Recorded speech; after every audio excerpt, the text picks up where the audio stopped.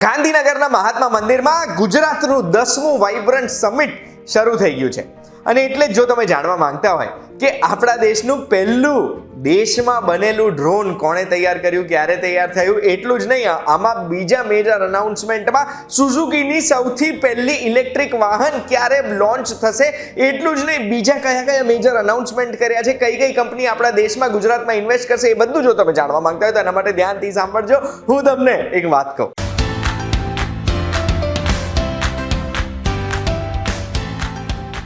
એક વાત કહું, આપનું સ્વાગત છે. મારું નામ છે ગુંજ ઠક્કર અને વાઇબ્રન્ટ ગુજરાત સમિટ 2024 શરૂ થઈ ગયું છે, જેમાં 34 દેશ પાર્ટનર કન્ટ્રીઝ છે, 130 દેશના ડેલિગેટ્સ ગુજરાતમાં આવ્યા છે, એવું આપણા સીએમ ભૂપેન્દ્રભાઈ પટેલે આપણને જણાવ્યું છે. અને એટલે જ હું તમને વાઇબ્રન્ટ ગુજરાત સમિટની સૌથી મેજર અનાઉન્સમેન્ટ 5 મિનિટની અંદર જણાવવાનો પ્રયાસ કરવાનો છું. સૌથી પહેલા શરૂ કરીશું બિઝનેસીસથી.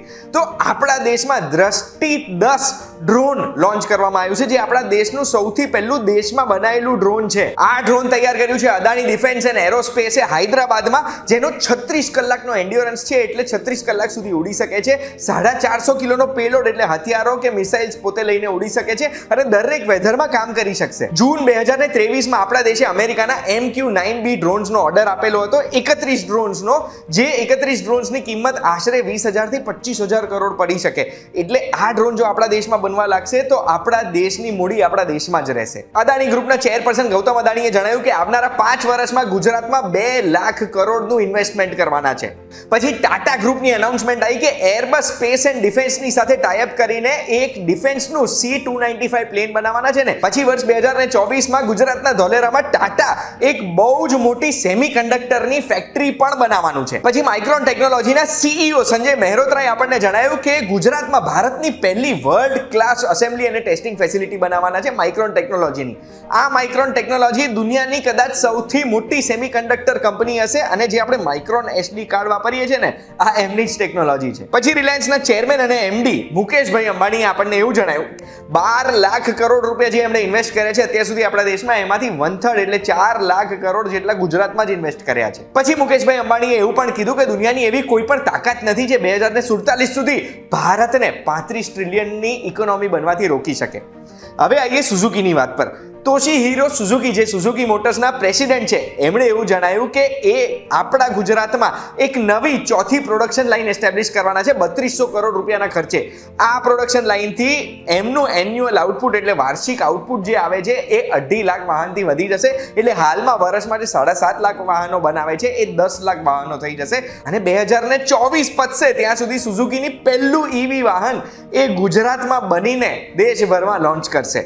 લક્ષ્મી મિત્તલ આર્સેલર વાળા, એમણે એવું અનાઉન્સ કર્યું છે કે વર્ષ 2029 સુધી ગુજરાતના હજીરામાં એ દુનિયાની સૌથી મોટી સ્ટીલની ફેક્ટરી બનાવવાના છે.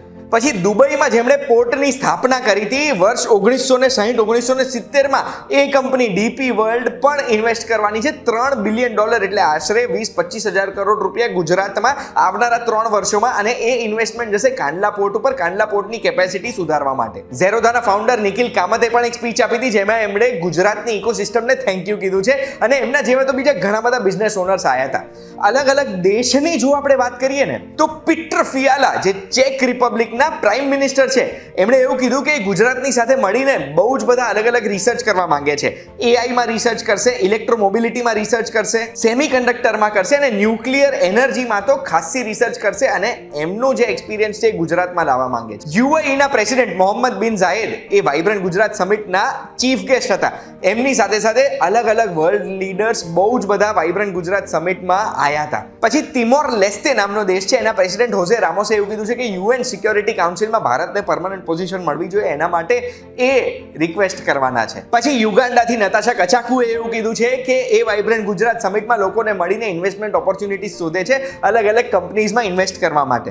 S જયશંકર આપણા ફોરેન મિનિસ્ટર દેખાયા હતા. એના સિવાય ફિલિપ જાસિન્દો ન્યુસી મોઝામ્બિકના પ્રેસિડેન્ટ આવ્યા હતા. એસ્ટોનિયાના minister of economic affairs Tiit Riisalo આવ્યા હતા. રાયદ મેઝોર, જે મોરોકોના minister of industry and commerce છે, એમણે પણ એક સ્પીચ આપી હતી. આર્મેનિયાના વાહાન કેરોબિયન પણ આવ્યા હતા. આ આર્મેનિયા એ જ દેશ છે જેણે ભારત જોડેથી 2022-2023માં ઘણા બધા મિસાઇલ્સ અને વેપન્સ ખરીદ્યા છે, અને લેટેસ્ટ ઓર્ડર જે આપણને મળ્યો હતો એ આકાશ સરફેસ ટુ એર મિસાઇલ્સનો હતો. પછી યુકેના લોર્ડ તારિક અહેમદે પણ એવી સ્પીચ આપી છે કે ભારતની સાથે ગુજરાતની સાથે રિલેશન સુધરી રહ્યા છે. આ સ્પીચ સાંભળીને ત્યારે મને યાદ આવ્યો એ સમય જ્યારે અંગ્રેજોના રાજમાં ગુજરાતના અમદાવાદને ભારતનું મેન્ચેસ્ટર કહેવાતું હતું. એ લોકો જ્યારે અમદાવાદને મેન્ચેસ્ટરની જોડે સરખામણી કરતા ત્યારે આજે આપણે ભારત યુકે કરતાં પણ મોટી ઇકોનોમી બની ગયા છે અને યુકેને આજે ગુજરાત સાથે ભારત સાથે રિલેશન્સ ગ્રો કરવામાં વધારે રસ છે. હોશાકા સિન એટલે જાપાનના ઇન્ટરનેશનલ અફેર્સના મિનિસ્ટરે એવું આપણને જણાવ્યું કે વર્ષ 2000 થી 2023 સુધી જાપાનની કંપનીઝે $38.3 બિલિયન ઇન્વેસ્ટ કર્યા છે ભારતમાં. આ હતી વાઇબ્રન્ટ ગુજરાતની મેજર અનાઉન્સમેન્ટ જે તમારા સુધી હું લાવ્યો છું. આમાંથી તમને સૌથી ઇન્ટરેસ્ટિંગ કઈ લાગી એ મને કમેન્ટમાં જણાવજો. અને આ વિડીયોથી જો તમને વાઇબ્રન્ટ ગુજરાત સમિટની માહિતી મળી હોય અને એવું લાગ્યું હોય કે આવનારા 10 વર્ષ 20 વર્ષ તો ભાઈ ભારતના જ છે, India will be the golden eagle once again, તો બસ કમેન્ટમાં મને કહેતા જજો. અને આ વિડીયોથી જો તમને પ્રાઇડ ફીલ થાય છે તો બસ આવી જ વિડીયોઝ જોવા માટે VTVGujarati.com પર એક વાત કહું જોજો. આપણે ફરી મળીશું.